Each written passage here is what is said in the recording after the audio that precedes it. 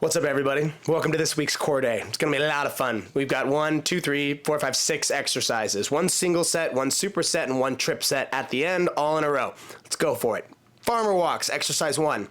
Farmer walks are one of my favorite functional movement patterns. We all do them even without knowing that we're doing them. Every single time you carry something in one hand, you are doing a farmer walk. This just makes sure that your posterior alignment, your obliques, and your core are ready for the challenge when you do present it.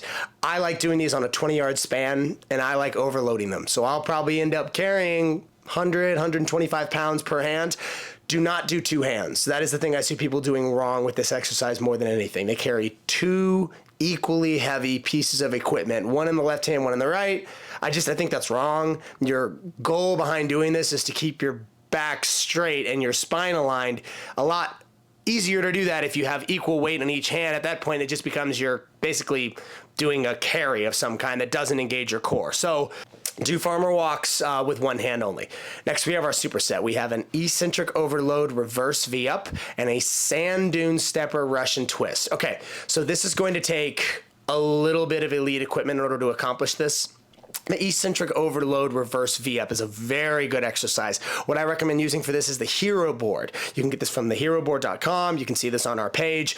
It's a very, very good functional piece of equipment. Essentially, it's a platform that's at a little bit of an angle that has wheels. It's very good for this kind of stuff. As you can see, I go up with two legs, lift my back leg, and come down with one. Eccentric overload V-up. Next, we have the sand dune Russian twist. The sand dune stepper is, as the name suggests, from sandunestepper.com. It is a Russian twist, so you're going to use a med ball. If you want, you can use a free weight or even a tidal tank. I use the 6-shooter in the video, so I'm using a plate. You can use a plate, but for these, I just decided to go really heavy on this week, so a 45-pound plate is pretty heavy for a Russian twist. Either way, make sure you sit on the sand dune stepper. It's just really nice. It elevates you a little bit, gives you a nice pad for your spine. Yep, use that. Next, we have the triple set. We have flat leg raise, we have the hit axle moving plank, and the strong board ski left, right, middle circuit. Okay, so this stuff will also require some equipment, and I'll just tell you where to get them. The flat leg raise will require none. That's a body weight exercise. Anybody can accomplish them. The hit axle moving plank will require a hit axle. You can get it from hitaxle.com. Essentially, what you're going to be doing is a distance hit axle moving plank with your feet on the little board that comes with the hit axle and your hands on the wheel itself. Again, I'm using a 20-yard span. That's the length of my turf. Try to implement that as best you can and get close to that distance at least. Lastly, we have the strong board ski. This is my variation on a ski erg circuit.